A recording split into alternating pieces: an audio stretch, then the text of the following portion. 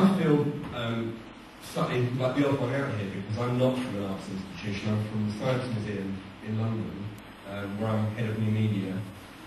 I'm a confirmed geek.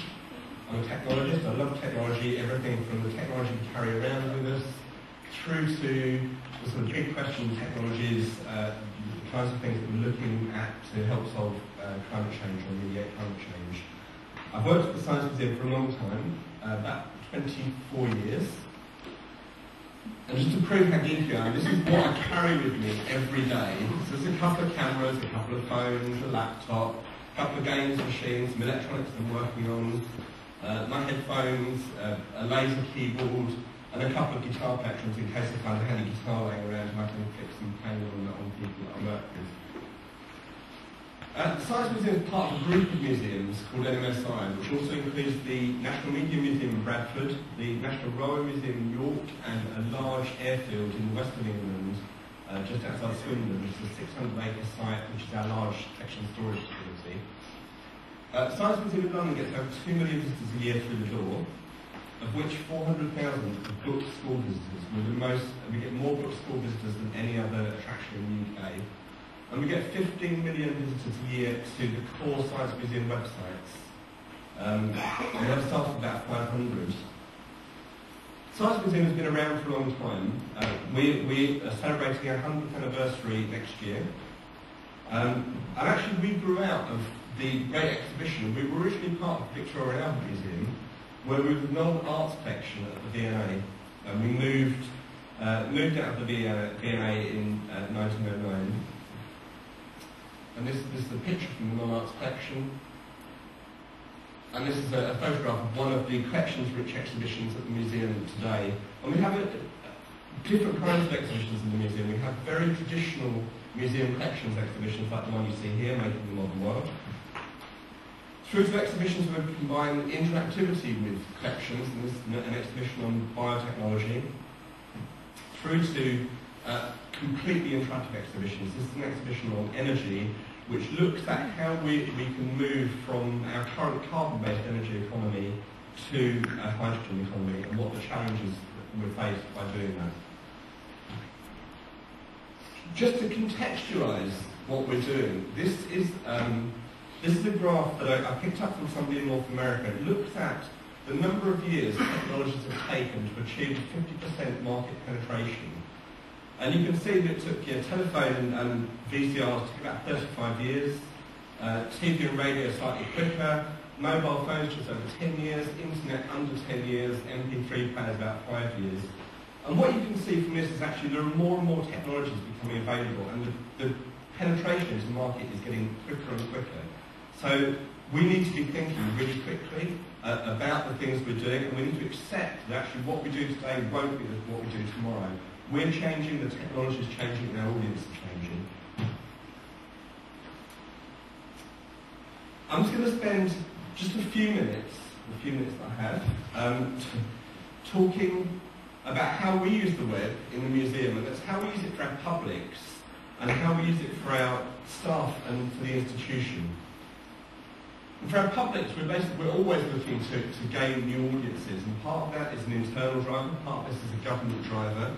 We're looking to increase the geographical range of our audiences. Most people that come to the physical museum live within the M25. We're a national museum, so we at least have to serve the rest of the country. And the web is a good way of doing that, and it's also a good way of reaching out to international audiences. We're tasked by DCMS to increase our social reach. People that come physically to the museums tend to be educated, middle-class people. There are lots of people out there that don't think museums are for them and won't ever come through the door. The web is a way of starting to reach out to those. We're also looking at targeting particular age groups via the web, and it's particularly teenagers, which for us are a very difficult audience to physically get into the museum. Some of the projects that we've done to do this, we opened the third iteration of our hands-on gallery on physics in November last year, called Launchpad.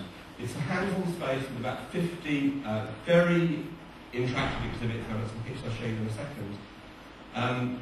where people can explore physics and explore some of the sort of principles behind physics. We wanted to build a website to accompany the gallery, and what we didn't want to do was just take some of these beautiful exhibits, and these examples here is a light table where you can experiment with light and prism, and this is one of the more frenetic areas in the gallery where you're looking at sound and light effects. What we didn't want to do is just build core electronic copies of these online, which would have been quite an easy thing to do. We wanted to convey some of the sort of thinking behind the exhibition, which was about questioning and probing. And we looked at a number of ways of doing that and came up with something called Launch Ball, which is a really, really simple game where it has a number of really, really easy levels where you assemble blocks on a screen to complete a task. And the task is to move the ball, and in this case the ball is at the top of the screen, into the goal, which is somewhere else on the screen. And you can see some screenshots from these. The task is really easy. You assemble these blocks, and in this case, basically, you put the flame underneath the water boiler. It heats the water up, turns the turbine, which generates electricity, to turn the fans on, which blow the ball into the goal.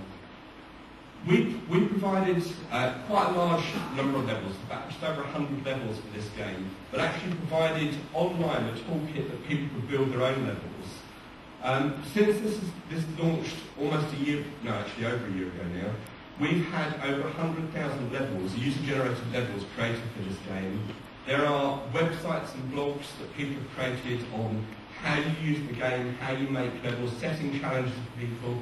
It's been phenomenally successful for us, and it was actually so successful that after a month, it took the museum's server infrastructure down, and we had to shut this site down for a week while we installed load balancers on the server infrastructure to cope with the additional traffic we were getting just through this game. The game was developed primarily for teenagers, which is the target audience for the gallery, but we also do things for other audiences. We have a building behind the Science Museum called the Dana Centre, which is a building where for adults to come and talk about and discuss contemporary science issues. It's quite a small building. We can cope with a physical audience of between 100 and 200 people. We live webcast out of the space. So if you can't physically come to the building, you can watch the events and you can join in the events in much the same way as we're doing today. We also podcast these events as well, so you can download the events after the fact and listen to those. We've just started experimenting with Twitter, as have a number of museums, particularly in North America, as a way of telling people about things that are happening in the museum, so about events, new exhibitions that people can come along to, and that's beginning to be reasonably successful for us. It's very easy to do, it's very, very cheap. The last piece I want to talk about from the museum is an art piece that we developed again as part of the Launchpad Gallery with an American artist called Scott Snibby. Scott has a body of work that revolves around your body interacting with a projection in some way. And the piece he developed for us, your body interacts with light in various ways. In this case, your body acts as a prism and splits white light into coloured light. It's a performance piece you can get on, you move around and it responds to your body. What we asked Scott to do for us with this piece was actually to let people capture the piece of video they'd made so that they could take away a souvenir, which was their unique piece of contemporary art they generated at the museum. So you can do this, you can find your piece of video on a kiosk that sits beside this, and you can email it to yourself at home. When you get that email, you're encouraged to share that with other people, to send it on as an electronic postcard with your friends. We encourage people to post it on YouTube, to take a still from it and post it on Flickr. And again, this has been really, really successful.